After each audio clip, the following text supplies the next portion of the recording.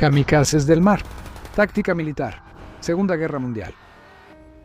Cuando escuchas la palabra kamikaze, lo primero que viene a la mente son los pilotos suicidas japoneses estrellándose contra las cubiertas de los barcos enemigos en la Segunda Guerra Mundial. Estos pilotos kamikaze, el viento divino de las fuerzas imperiales japonesas, estaban ansiosos por sacrificarse por el imperio de Japón. Pero el sacrificio supremo también se llevaba a cabo por otros medios, además de por vía aérea. Esta táctica también amenazaba a los aliados desde el mar, incluso desde las profundidades del mar. Había varias alternativas marítimas a los ataques suicidas aéreos, como lanchas rápidas explosivas, torpedos kamikaze, submarinos enanos y buzos kamikaze. Los comandantes japoneses identificaron las lanchas rápidas explosivas como el método alternativo más efectivo a los ataques kamikaze aéreos. Tanto la Armada Imperial Japonesa como el Ejército Imperial Japonés tenían sus propios proyectos. La versión de la Armada se conocía como Shinjo, que significa maremoto. El proyecto, que comenzó en la primavera de 1944, tenía como objetivo crear una lancha ligera y rápida, armada con una cantidad suficiente de explosivos para causar daño incluso a grandes embarcaciones enemigas. Después de una serie de prototipos, el proyecto resultó en el Shinjo Tipo 1 Mod 1. En esencia, el Mod 1 era una lancha torpedera reducida que utilizaba el mismo motor de automóvil Toyota KC6 de 67 caballos de potencia conectado directamente al eje de la hélice. Con una longitud de 16 pies 9 pulgadas o 5.1 metros y un casco hecho de madera, el Mod 1 podía alcanzar una velocidad de 23 nudos. Su armamento principal era una carga de alto explosivo de 595 libras colocada en la proa. La carga estaba diseñada para detonar al impacto, pero también mediante un interruptor manual. Las versiones posteriores del Mod 1 tenían uno o en algunas variantes dos lanzacohetes antibuque montados en la popa. Las lanchas también tenían cortacables integrados en la proa y frente a la cabina para poder atravesar barreras protectoras. El diseño general del Shinjo era tan sencillo que la producción se estableció tanto en astilleros grandes como pequeños, e incluso en fábricas de automóviles. El plan era construir alrededor de 7.000 lanchas. Al final de la guerra, la producción se detuvo en 6.200. El modelo más sofisticado era el Shinjo Tipo 5, armado con dos lanzacohetes y una ametralladora pesada de 13 milímetros. El Tipo 5 fue diseñado para servir como la lancha del líder de destacamento, que proporcionaría fuego de cobertura para las Mod 1. El proyecto del Ejército Imperial Japonés se llevó a cabo bajo el nombre encubierto de Maru-Re. El ejército desarrolló dos tipos de lanchas, una para entrenamiento y otra que se usó en combate. Esta última era conocida como el modelo Heihon. Los Heihon estaban construidos con chapas de madera contrachapada y también usaban motores de automóvil que permitían alcanzar velocidades de hasta 23 nudos. La gran diferencia con respecto a las lanchas kamikaze de la Marina era que el Heihon no tenía carga explosiva. En su lugar, estaban armados con dos cargas de profundidad que se suponía debían ser lanzadas junto al casco de un barco enemigo. Como las cargas de profundidad no eran tan efectivas, el Heihon solo podría haber atacado embarcaciones sin blindaje, como transportes de tropas. El uso de cargas de profundidad en lugar de explosivos en la proa incluso permitía que el piloto sobreviviera al ataque. Al mismo tiempo, la Marina japonesa trabajó en un proyecto que involucraba torpedos kamikaze tripulados. La idea fue concebida en 1942, pero no fue hasta que el Japón imperial comenzó a ver de frente la derrota cuando fue puesta sobre la mesa, en primavera de 1944.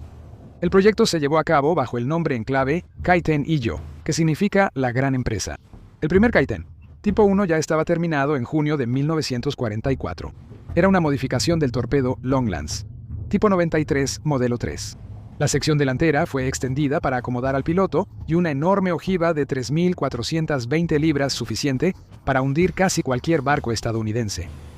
A diferencia de conceptos similares de torpedos tripulados, el piloto se colocaba dentro del casco resistente y dirigía el torpedo con la ayuda de un periscopio. El Kaiten 1 fue diseñado para ser lanzado desde un submarino nodriza. Una vez lanzado, el Kaiten tenía un alcance bastante bueno y podía alcanzar una velocidad de 30 nudos. Su casco era lo suficientemente resistente como para soportar una profundidad de 200 pies. Una vez cerca del objetivo, el piloto nivelaba el torpedo a 16 pies para poder usar su periscopio. Con un diseño más sofisticado que el bote kamikaze, los Kaiten se construyeron en el astillero naval de Kure, uno de los astilleros más grandes de Japón. Se diseñaron otras 3 versiones de Kaiten, pero el Tipo 1 siguió siendo la primera opción para la producción en masa. Se produjeron un total de 330 Kaiten Tipo 1 y su modificación mejorada, el Tipo 1 Mod 1, hasta el final de la guerra. Cuando los ataques kamikaze se convirtieron en una doctrina generalmente aceptada, las fuerzas japonesas empezaron a lanzar todo lo que tenían contra los aliados, incluso considerando submarinos enanos. Los submarinos Koru y Kairyu habían estado en servicio desde el inicio de la guerra. En 1944 se les asignaron misiones Toko, con la orden de embestir barcos enemigos. Se construyeron alrededor de 360 submarinos para la operación decisiva Ketsugo, pero afortunadamente para los aliados nunca entraron en combate.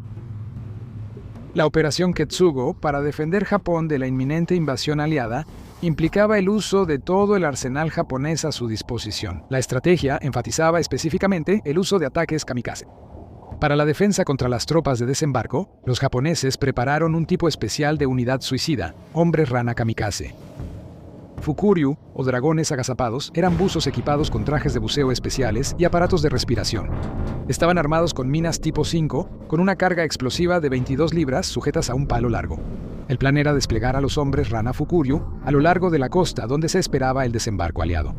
Cientos de buzos suicidas serían posicionados a una profundidad de 4 a 6 metros en 3 filas escalonadas. Los Fukuryu esperarían una lancha de desembarco enemiga en refugios especiales de concreto. Una vez que llegaran, los Fukuryu los atacarían con las minas en sus varas. La primera unidad kamikaze de hombres rana, la Totsugeketai Arashi, número 71, fue creada en el verano de 1945, y el plan era desplegar un total de 40.000 hombres rana. El costo del proyecto, así como el curso de los acontecimientos, hicieron que el proyecto fuera abandonado. Al final, solo los torpedos y botes kamikaze entraron en acción contra los aliados. Los comandantes japoneses tenían grandes expectativas respecto de estas armas. Las tripulaciones se reclutaron entre hombres de 16 a 20 años, reservistas, suboficiales y cadetes, algunos voluntarios y otros no. La primera operación Kaiten se llevó a cabo en noviembre de 1944 con 3 submarinos, cada uno armado con 4 torpedos kamikaze. Los objetivos eran barcos del fondeadero del atolón Ulithi de la Marina de los Estados Unidos. Los barcos en el fondeadero se consideraban los mejores objetivos porque estaban estáticos. De los 3 submarinos iniciales, solo 2 llegaron al área objetivo. Solo uno de los 8 Kaitens lanzados alcanzó el objetivo, el buque cisterna de la flota USS Mississinawa. Como el barco estaba lleno de combustible para aviones, el impacto provocó una enorme nube de humo. Fue tan potente que convenció a los japoneses de que varios barcos habían sido alcanzados. La operación en el atolón de Ulithi le dio a los japoneses la convicción de que los ataques Kaiten valían la pena. Sin embargo, con el tiempo, esto resultaría ser una falsa esperanza.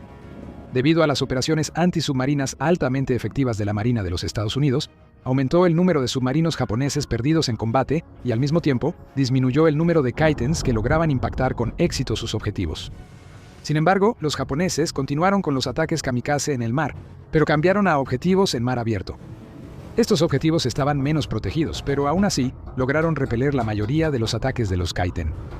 El último buque estadounidense hundido por un Kaiten fue el destructor escolta USS Underhill en julio de 1945.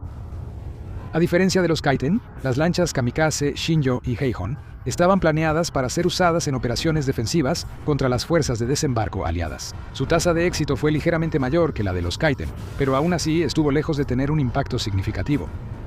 Un gran número de lanchas kamikaze fueron destruidas mientras eran trasladadas. Las lanchas que lograron llegar a sus bases tuvieron algo de éxito a principios de 1945, pero eso pronto fue detenido por una agresiva campaña estadounidense contra los kamikazes.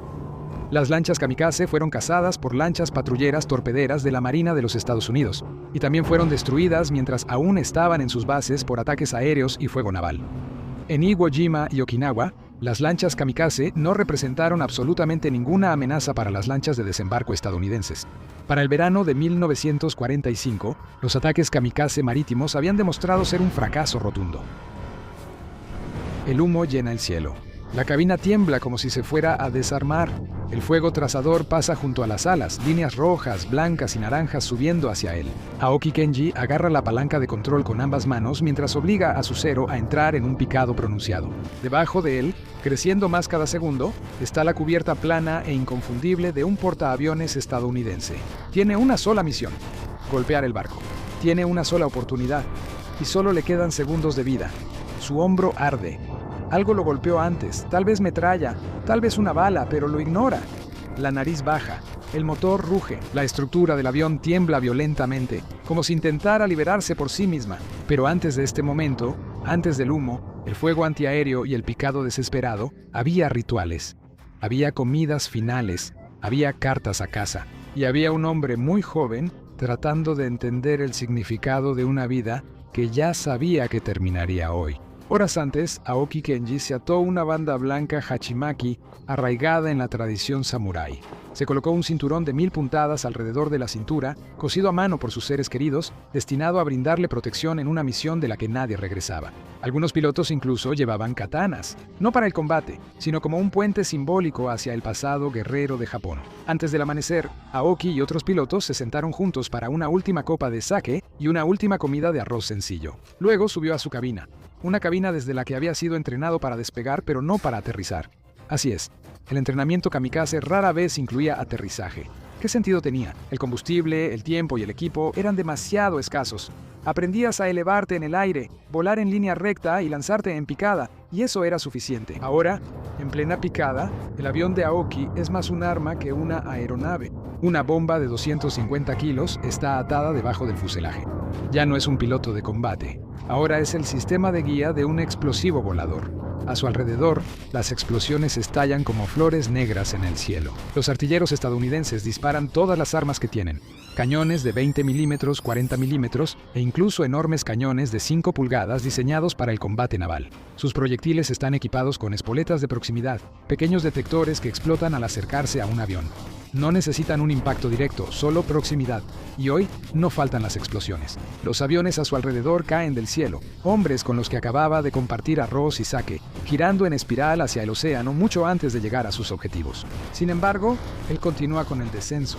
Pero, ¿cómo terminó aquí en medio del Pacífico, un graduado universitario de 21 años, volando directo hacia una pared de fuego enemigo y sin intención de regresar? Para entender eso, retrocedamos. Desde el humo, desde el fuego antiaéreo, desde el portaaviones que aparece en su parabrisas, y volvamos a donde todo esto comenzó. Japón se está derrumbando. Años de guerra han agotado su fuerza. La poderosa Armada Imperial ahora está dispersa en el fondo del océano. Su fuerza aérea es solo una sombra de lo que fue. Los estadounidenses avanzan isla por isla. Ahora la batalla por Okinawa está en marcha, y la invasión de las islas principales de Japón parece de repente aterradoramente cercana. En este momento de desesperación, Japón recurre a una nueva arma, las unidades de ataque especial. La historia las recuerda por otro nombre, kamikaze. Aoki Kenji, como muchos jóvenes de su generación, creció rodeado de una disciplina estricta y una profunda reverencia cultural hacia el emperador. La lealtad no solo se esperaba, se enseñaba como la forma más alta de virtud. El sacrificio por la nación se consideraba honorable, incluso glorioso. Cuando Aoki se ofrece como voluntario, cree que está haciendo lo correcto, lo honorable. Y él cree que su muerte podría ayudar a que Japón sobreviva un poco más. Antes de unirse a la misión, Aoki reflexiona sobre un juramento de 5 puntos que una vez hizo. La lealtad es tu obligación, el decoro es tu forma de vida. Debes valorar el valor militar, debes apreciar la rectitud, debes vivir sencillamente. Espera haber estado a la altura de ellos. Escribe una última carta a sus padres. Les dice que no se preocupen. Les dice que está cumpliendo con su deber. Les dice que deberían estar orgullosos. Y probablemente lo estarán. La cultura de Japón, impregnada de las tradiciones de los samuráis, enseñaba que morir con honor era preferible a vivir con vergüenza. Durante toda la guerra, los soldados estadounidenses enfrentaron cargas Banzai, ataques desesperados en los que sobrevivir nunca era el objetivo. El kamikaze se convertiría en el ataque Banzai definitivo. La aeronave de Aoki para esta misión sin regreso es el Mitsubishi A6M0, alguna vez la joya de la aviación japonesa. Ahora está obsoleta y muy superada por los Hellcats y Corsairs estadounidenses. Japón tiene tan pocos aviones que incluso modelos viejos dañados o aviones de entrenamiento se usan como armas kamikaze. Algunos aviones incluso se construyen específicamente para misiones suicidas. El más famoso es el Oka, la flor de cerezo, una bomba guiada por un piloto impulsada por cohetes. Aoki ha oído hablar de ellas, pero nunca ha visto una. Algo que considera una pequeña bendición. Y no todos los pilotos kamikaze están tan dispuestos como parece estar Aoki. Técnicamente, todos son voluntarios, pero algunos son coaccionados por presiones sutiles, compañeros de clase, comandantes o el miedo a la vergüenza. Aoki ha escuchado dudas en voz baja entre algunos pilotos, susurradas solo cuando creían que nadie los escuchaba. En la pista, cuando un avión se niega a arrancar, Aoki se pregunta, solo por un momento, si es una falla mecánica o miedo. Pero no hay tiempo para pensar en ello. El equipo de tierra levanta los brazos y saluda mientras el escuadrón de Aoki despega con las primeras luces del día. Mientras Japón queda atrás, él imagina flores de cerezo, hermosas, efímeras, llevadas por el viento. Al igual que él, el escuadrón gira hacia el sur rumbo a Okinawa. Su objetivo es sencillo: destruir barcos estadounidenses y hacer que el costo de la invasión sea tan alto que Estados Unidos pueda pedir la paz. Aoki espera poder impactar un portaaviones. Incluso escribió ese sueño en su última carta a casa. Un portaaviones es el corazón de la flota estadounidense. Si lo golpean, tal vez, solo tal vez, Japón pueda retrasar lo inevitable. Escanean el océano durante lo que parece una eternidad, buscando cualquier señal del enemigo. Y entonces, ahí, una delgada estela blanca sobre las olas. La estela de un barco. La formación cambia para seguirla. Pero los estadounidenses no se sorprenden. Han enfrentado kamikazes desde octubre de 1944. El impacto de los primeros ataques ya se ha desvanecido.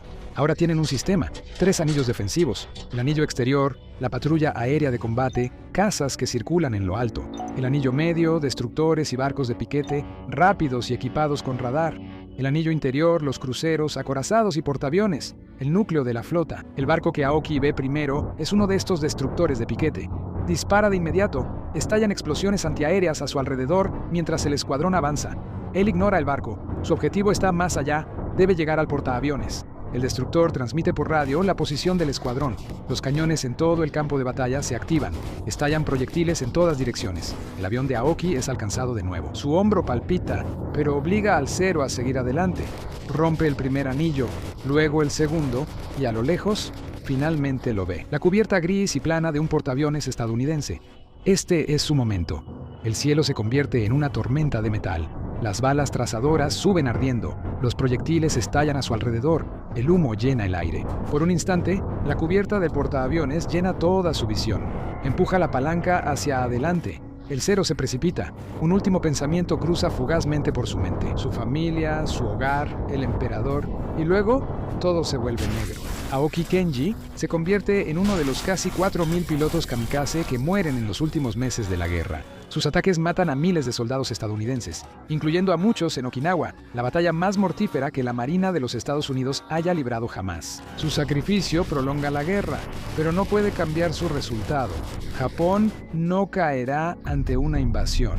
En cambio, será algo mucho más devastador lo que pondrá fin a la guerra, y la historia de Aoki Kenji, su último vuelo, su picada final y su última decisión, sigue siendo una de las más inquietantes. Ejemplos de hasta dónde pueden llegar las naciones cuando son llevadas al límite y hasta dónde pueden llegar los jóvenes cuando se les enseña que la muerte puede ser un deber.